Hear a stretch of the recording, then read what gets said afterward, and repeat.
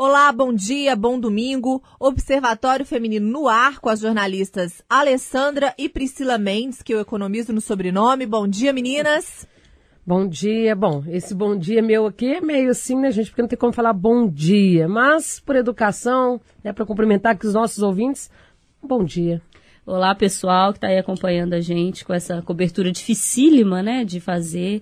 A gente hoje, então, nesse domingo, compartilhar um pouquinho mais com vocês de informações, principalmente de bastidores. Inclusive, na semana passada, né, vocês perceberam, não teve observatório feminino, justamente por causa da tragédia de Brumadinho, porque a Itatiaia foi a primeira a noticiar e os nossos repórteres, toda a nossa equipe, chegou lá na sexta-feira, imediatamente depois do acontecido, e desde então, toda a equipe está empenhada em trazer todas as informações 24 horas por dia. São mais de 100 mortos confirmados até o momento. Então, quem participa conosco aqui do Observatório é a repórter Edilene Lopes, que está desde o início da cobertura do rompimento da barragem de Brumadinho e que também fez toda a cobertura da tragédia de Mariana em 2015.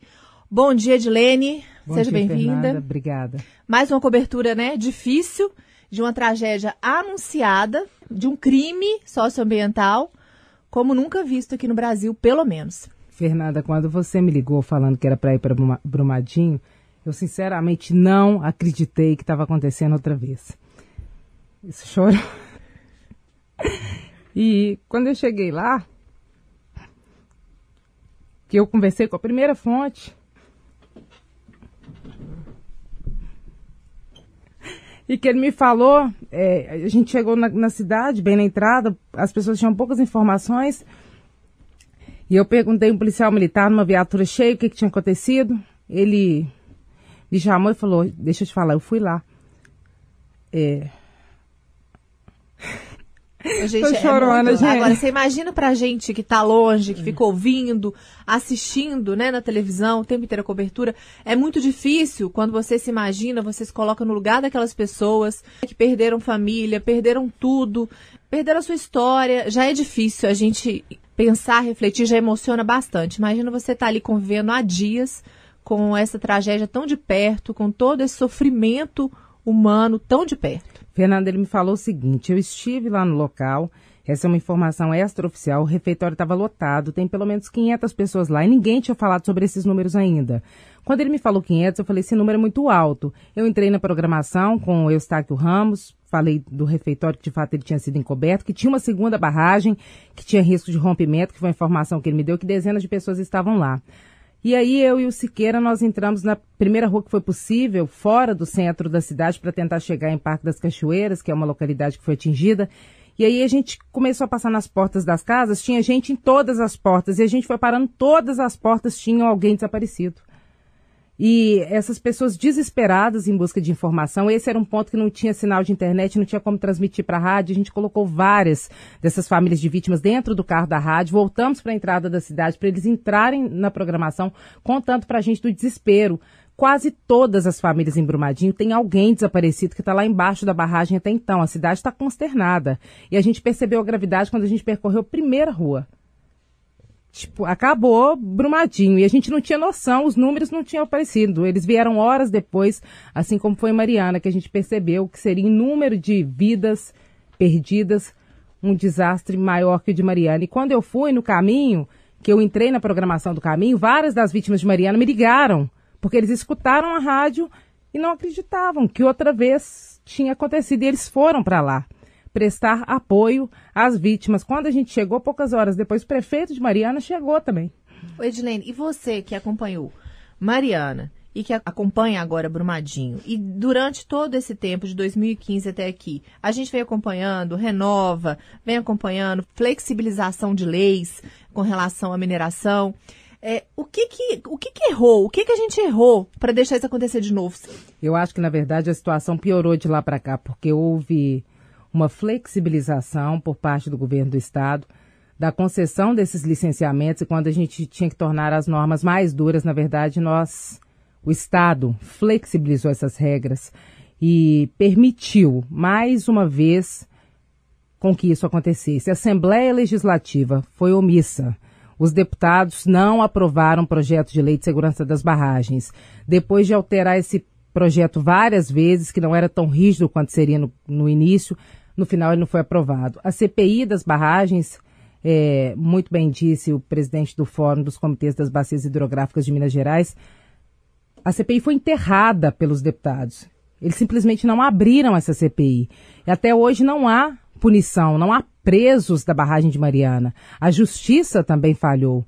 E mais uma vez, o mesmo desastre aconteceu agora maior em número de perdas de vidas. Então eu acho que as autoridades foram omissas, a empresa foi omissa e isso é inadmissível. E saber que esse risco existe, que ele é iminente, que outras vidas também correm risco, é simplesmente absurdo. Minas Gerais entra para a história do planeta como o único lugar em que se teve 2 dos maiores desastres do mundo numa mesma área. Eu acho que é mais absurdo ainda quando a gente parar para pensar como o interesse, a ganância, fala muito mais alto do que vidas, responsabilidade, porque a gente vê que a Assembleia, grande parte desses parlamentares que estão lá, tiveram suas campanhas financiadas por mineradoras. E daí a gente vê, né, o porquê de enterrar uma CPI, o porquê dessa omissão toda, o porquê desse silêncio em relação ao endurecimento de regras que poderia ter evitado mais esse desastre, né? Infelizmente, a gente ainda conta com interesses mais altos, com a ganância passando por cima, acho que da ética e de vidas, né? Vidas, centenas de vidas que foram perdidas, famílias destruídas. Isso é muito triste, muito degradante para o nosso Estado, né? Infelizmente. Eu falando em omissão, que a Edilene falou, e em ganância, que a Priscila falou, a gente tem aí um pouco do cenário do que a gente está passando hoje com relação a isso em Minas. E a omissão, no meu entender, ela não é uma omissão cega, do tipo, eu não sabia. Porque existe essa omissão, assim, eu não sabia o que estava acontecendo, então não tinha como eu fazer alguma coisa. É uma omissão calculada. As pessoas fazem, infelizmente, um cálculo.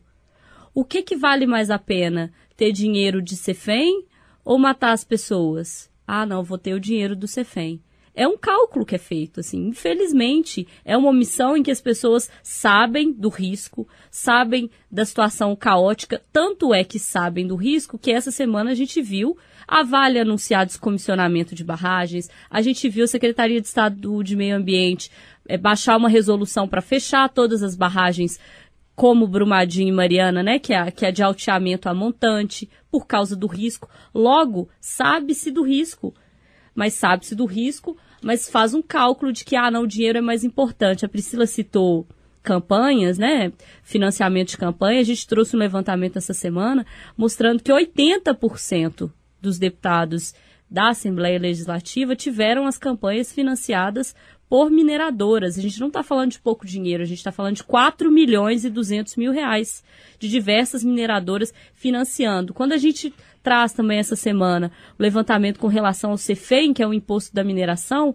a gente vê que de 2009 para 2018, o imposto da mineração em Minas saltou, pasmem, mais de 300%.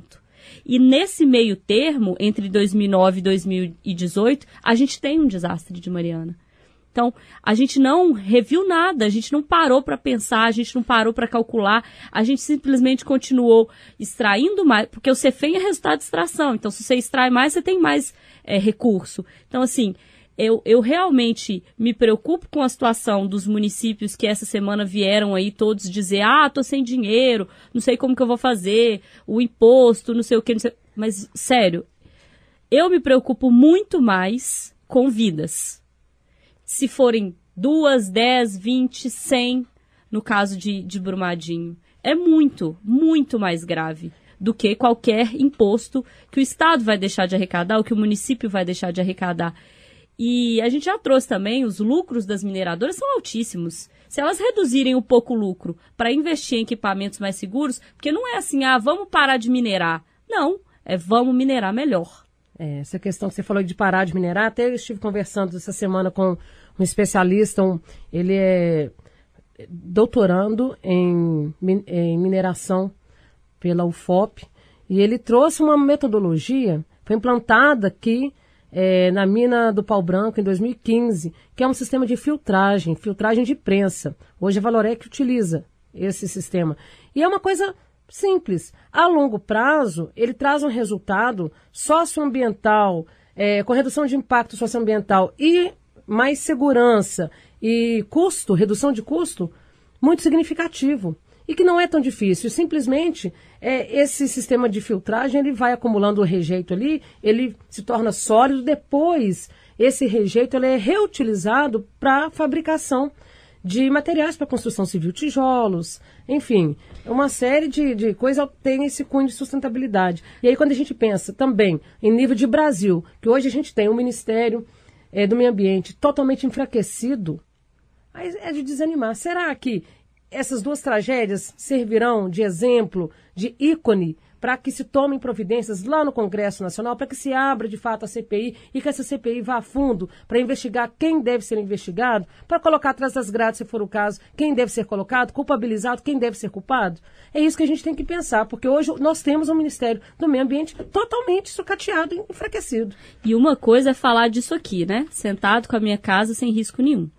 Edilene, como é que é para as pessoas que estão lá, que você conversou com muitas em Mariana, mas tem conversado com muitas em Brumadinho, porque essas pessoas, a vida delas foi feita ali, elas vivem disso, mas é uma conta muito cruel de mineração que paga, sei lá, o salário, enfim, e vidas que elas perderam. As pessoas, elas têm essa conta muito mais fácil na cabeça do que a gente que está de longe falar, não, a mineração é muito importante. Fala isso para uma pessoa que perdeu 10, 15 pessoas, né? Em Brumadinho, essa situação não é tão clara quanto já hoje se vê que foi em Mariana. Logo depois do rompimento da barragem da Samarco, uma semana depois, comerciantes da cidade, até moradores da cidade, faziam uma passeata, uma manifestação, falando sobre a situação econômica da cidade. Muitos pediam a volta da atividade da empresa. E muita gente que não está na cidade não compreende isso. Esses municípios são municípios mineradores. Todas as pessoas dependem da mineração. Quem não trabalha na mineração, tem uma lavanderia que só lava roupa para mineração, tem um restaurante que atende todo mundo da mineração, tem um comércio que atende todo mundo da mineração. Quando para a mineração, para toda a atividade da cidade. Minas Gerais tem um problema grave em todas as cidades mineradoras, que elas não têm matriz econômica diversificada. Se investe apenas em mineração. E quando acontece um desastre como esse, ou quando há paralisação da extração, do tratamento do minério, essas cidades param economicamente. Aí quem está de fora não entende, fala, gente, como é que esse povo pode pedir a volta da empresa se a cidade foi totalmente destruída, se eles perderam parentes? Só que eles perderam parentes, eles lamentam enormemente, como nós não podemos nem imaginar a perda desses parentes, mas quando a mineração para, a vida deles para. Não tem emprego, não tem dinheiro, não tem comércio, não tem nada. Porque é um erro estratégico de economia, de planejamento econômico. As cidades não têm como sobreviver. E aí Brumadinho vai viver o que Mariana viveu. Depois do desastre, da tragédia, das mortes, vem a crise econômica. Gente sem emprego, sem poder pagar aluguel, sem ter onde morar. É isso que acontece quando um estado como Minas Gerais não tem um planejamento de matriz econômica diversificada. É um estado majoritariamente minerador, e os municípios que têm mineração dependem única e exclusivamente disso. Nessa relação econômica que é a formal, que é institucional, e também numa relação extraoficial, porque essa contrapartida econômica, socioambiental que essas empresas têm que dar, muitas vezes elas vêm de forma informal. A mineradora coloca um asfalto numa rua, a mineradora faz uma praça, faz isso, faz aquilo, e os prefeitos ficam de pires na mão para a mineração. Então eles mandam e desmandam nessas cidades. No primeiro dia, trouxe vários entrevistados chorando a perda de parentes, mas falando, mas a empresa é muito boa para a gente, porque eles têm essa relação de dependência econômica. Depois que rompeu a barragem Mariana, a gente muitas pessoas usavam o termo síndrome de Estocolmo, né? Que é você gostar, você adorar aquele que te maltrata, porque também tem maus tratos nisso. Mas é uma relação de dependência e dependência econômica, e dependência econômica tem a ver com sobrevivência. Então mudar essa mentalidade é muito difícil. Eu também, quando eu olho de fora, eu acho, gente, como é que pode? Eu consigo ver como as pessoas que enxergam assim, mas quando eu estou dentro, eu enxergo da outra forma. Quando acaba a mineração, acaba a economia, essas pessoas são totalmente dependentes da mineração. Por tudo que a gente ouviu, noticiou, leu, nesses mais de 3 anos aí entre Mariana e 3 anos entre Mariana e Brumadinho, e tudo que a gente tem falado ultimamente é que tem solução. tem solução. Se todo mundo diz que tem solução, o questionamento fica, gente, por que isso não acontece? Tem uma forma de não ter essa barragem de rejeito. É totalmente possível que isso aconteça. Só precisa de investir um pouco mais e pensar mais no ser humano, no meio ambiente, que a gente viu também que, mais uma vez, os animais, é comovente a gente ver também, a gente sensibiliza porque são vidas, não são vidas humanas, mas são vidas, e deixa tudo muito difícil de compreender. Racionalmente é muito difícil de compreender. Mas em meio a esse desastre, chamou a atenção de todo o país o resgate de uma jovem no meio da lama. Ela contou com a ajuda de moradores da região para se manter viva até a chegada do corpo de bombeiros. A imagem dela sendo salva é impressionante. Ao fundo, vemos um helicóptero dos bombeiros a poucos centímetros do mar de lama. A aeronave era pilotada pela Major Carla Lessa, de 37 anos. Ela é a primeira mulher piloto de helicópteros de bombeiro militar do Brasil. Em entrevista à imprensa, a Major disse que a manobra feita nesse caso é como equilibrar uma vassoura na ponta dos dedos. Tem que ter muita perícia, treinamento e precisão. A gente está vendo esse trabalho excepcional dos bombeiros.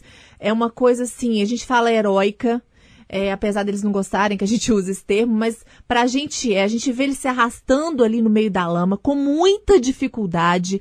Eu imagino o odor terrível que deve estar lá, os riscos que eles estão passando, e a gente lembra que eles estão ali, porque ser bombeiro, para mim, desde que a gente é criança, a gente tem, né, uma missão.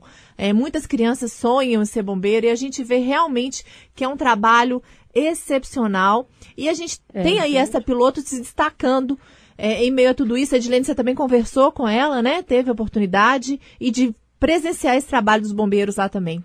Sim, Fernanda, é impressionante. É um cenário majoritariamente masculino. A maior parte dos bombeiros são homens, então quase não se vê mulheres trabalhando no campo. Essa função dela é uma função estratégica fundamental, porque dezenas de helicópteros sobrevoam a todo momento esse cenário do desastre. É impressionante. Em Córrego do Feijão, que é o local onde foi montada a base mais próximo do local do rompimento, helicóptero sobe e desce todo segundo. Sobe e desce, a perícia dela é impressionante, a habilidade é impressionante. Eles sobem com uma rede, um equipamento de ensaio, eles localizam os corpos, quem está embaixo coloca nessa embalagem, o piloto do helicóptero sobe, desce de novo, pousa no campo com aquele material que eles encontraram, normalmente são corpos, e aí alguém tira aquele material, leva para perto da câmara frigorífica e coloca o material dentro do rabecão. Uma cena assim terrível. Eles fazem isso como se estivessem manobrando carros. É impressionante, e é impressionante também ver como o número de mulheres ainda é pequeno nas forças militares. Ela realmente é um destaque e ela realmente é um caso raro. As tropas são majoritariamente masculinas e é um trabalho extremamente difícil do Corpo de Bombeiros. Me lembrou muito, nesses dias eu acompanhei a localização de um corpo, eu cheguei num ponto e nesse ponto tinha bombeiros que tinham acabado de encontrar um corpo. Eram bombeiros de São Paulo que tinham chegado nesse dia, que estavam sem radiocomunicadores, sem base no local, sendo ajudados pela comunidade com água e comida, fazendo trabalho praticamente sozinhos, um grupo de 4 bombeiros. E o bombeiro que eu conversei com ele saiu rastejando da lama, só a pálpebra dele que estava sem lama e estava vermelha. A gente não fica com a pálpebra vermelha, completamente vermelho. Depois veio essa informação de que a contaminação por metais pesados, eu só lembrei de Chernobyl, porque eu li o livro que conta Chernobyl e eu sei que os soldados, os militares, eles entraram lá sem ter noção do risco que eles corriam. E eles entram, porque eles sabem que pode ter algo errado. Eles, aos procedimentos, os protocolos, eles sabem dos riscos químicos. Ainda assim, eles se lançam nesses locais de forma impressionante. Então é um trabalho assim, quem vê de perto é emocionante. Nesse ponto que eu fiquei perto do Córrego do Feijão, os militares chegam, quando eles chegam atolados com muita lama, eles tomam um jato daquelas mangueiras de bombeiro para tirar a lama e entram molhados de novo no helicóptero e voltam para a lama. Então é um trabalho assim, você tem muito altruísmo para fazer. A gente que acompanha pela TV, enfim, esse resgate, a gente fica impressionado, né? E eu acho que se tem um ensinamento que os bombeiros podem dar pra gente nesse período, assim, é abdicação, né, gente? É um trabalho de empatia, é um negócio de doar-se, que a gente esqueceu um pouco nesse mundo louco que a gente tem vivido, principalmente nos últimos anos, onde a gente tem se preocupado muito mais em fincar pé em posições do que em discutir saídas, soluções que contemplem todo mundo. A gente está muito mais preocupado com o nosso ponto de vista, seja ele melhor ou não, ou benéfico ou não para o todo, né? Então a gente está aí muito mais preocupado com o umbigo da gente, né? Quando a gente vê esse tipo de situação, quando a gente presencia, no caso da Edilene, quando a gente vê pela TV, quando a gente escuta esses relatos, quando a gente vê a Edilene emocionada, a Edilene é repórter... Há quanto tempo, Edilene? 13 anos. Há 13 anos. Oswaldo Diniz. O Oswaldo Diniz, que também está há muito tempo. O Loli, que é mais novo, mas que já está nessa cobertura aí. O Oswaldo, que cobre polícia todos os dias. Que já está acostumado, de uma certa forma, a lidar com drama, com tragédias, enfim. Que dramas pesados, inclusive, feminicídios, abusos de crianças, enfim, é um negócio muito complicado esse tipo de situação. E quando a gente vê profissionais, bombeiros, da imprensa, porque há também, às vezes as pessoas não têm essa dimensão, mas os repórteres que estão lá, quem está lá, largou a vida aqui e foi para lá. Imediatamente. Exatamente. Assim, vamos para a barragem, vamos, acabou. As pessoas largam a vida, vão para lá, se doar por uma causa, é trabalho dela? É obrigação dela? Não. As pessoas vão se doar, sabe? A Edilene doa a voz, o bombeiro doa a vida, o outro que tá lá tá doando comida, comerciantes da cidade, sabe? Tá todo mundo ali em prol de um negócio que é muito maior, que é muito mais importante. Então eu acho que se tem uma reflexão que fica nesse momento, para mim são duas coisas importantíssimas. A empatia, que a gente tem trabalhado muito pouco. Se a gente não tem empatia com os familiares, que dirá com os outros? Então, a empatia é um negócio muito importante da gente pensar nesse momento. E em problemas também, que às vezes a gente reclama muito da vida, né? A gente perde o nosso tempo muito cultivando sentimentos ruins, cultivando coisas do tipo, mas eu queria ter, sei lá, um carro melhor, uma casa maior, eu queria estudar em uma escola melhor, eu queria ser, sei lá, mais gordo, mais magro, mais musculoso, mais não sei o quê. Gente, sabe, vamos celebrar um pouco a vida, porque é efêmera demais. E é nessas horas que a gente percebe o tanto de tempo que a gente gasta da vida da gente se doando para coisas que não tem necessidade. Então, se a gente, de toda essa situação aí, de desastre, de tragédia, de crime, se tiver que ficar uma reflexão, para mim, vai ficar trabalhar um pouco a empatia do outro, enxergando nisso, assim, nos profissionais que estão lá se doando, em especial nos bombeiros, que dão um show nesse quesito. E essa outra questão de que, às vezes, os meus problemas que eu reclamo durante grande parte da minha vida são coisas tão pequenas, comparadas à situação que essas pessoas estão vivendo, que, no fim, não são problemas, né? Pegando o gancho aqui do que a Alessandra falou, outra coisa que me chamou a atenção, que cabe destacar aqui também, lá na porta do IML, onde eu estive no domingo passado, dezenas de voluntários que deixaram suas casas, estiveram lá desde cedo, desde o dia anterior, para poder acolher, dar um abraço, um pouco de alimento. Aí eu digo que alimento para o corpo, alimento para a alma, porque muita gente estava lá com a mensagem bíblica, enfim, para poder acolher essas pessoas. Então, isso também serviu de grande lição e me chamou a atenção, porque eu pude acreditar ainda no ser humano. Porque a gente tem hora que a gente vai perdendo a esperança, né, no ser humano, com tanta coisa ruim que a gente traz, com tanta notícia ruim que a gente tem no nosso dia a dia. Mas eu ainda pude acreditar no ser humano e ver que tem pessoas muito boas, tem pessoas dispostas a fazer o bem, a olhar para o outro, a amar o próximo e a carregar essa mensagem de Deus através de um ato de solidariedade, sabe? Então, eu acho que essa tragédia toda, em meio a tanta lama, em meio a esse desastre, em meio à omissão, também tem esse recado das pessoas que estão ali, independentemente do que está acontecendo, das circunstâncias, estão ali para promover o bem. O Observatório Feminino está acabando, mas algumas coisas são importantes de dizer. A Itatiaia, ela não esqueceu, a Itatiaia não vai esquecer. Por muitas vezes a nossa profissão, ela é criticada, ela é recriminada, mas uma coisa é certo. a imprensa, todos os veículos de comunicação, nós estamos aqui para dar voz à população. E a gente faz uma cobertura muito humana, porque essas pessoas precisam gritar, pedir ajuda, falar sobre a sua dor, para ver se alguma autoridade, se alguém se comove e efetivamente faz alguma coisa para que isso mude, para que a gente não tenha mais Mariana, a gente não tenha mais Brumadinho e nenhuma outra cidade passando por uma tragédia dessa dimensão ou menor que seja.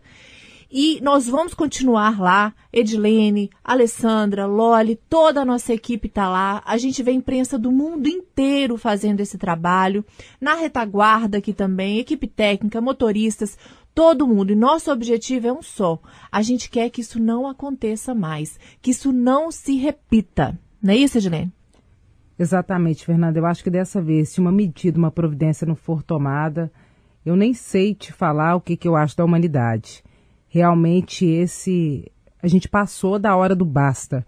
Então, eu espero das autoridades, não só da Justiça, mas também do governo do Estado, que providências sejam tomadas em Minas Gerais. É possível minerar de forma segura, isso custa mais caro, mas isso guarda vidas. Então, passou da hora dessas empresas, do governo do Estado e do Judiciário terem responsabilidade com a vida das pessoas. Um bom domingo e até a próxima semana.